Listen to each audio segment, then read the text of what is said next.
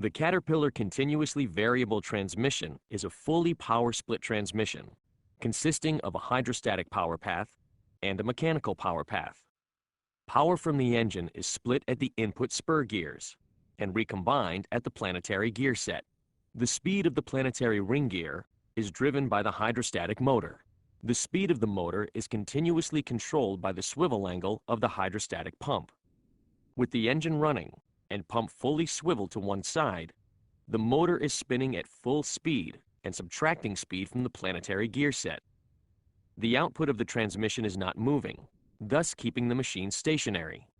As the pump begins to swivel towards zero displacement, the motor will slow down, decreasing speed to the planetary ring gear. This causes the output of the transmission to start increasing in speed. The further the pump swivels in this direction, the faster the output will spin, increasing machine speed.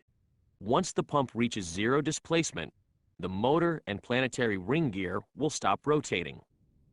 At this point, all the power is transmitted through the mechanical path to the output of the transmission.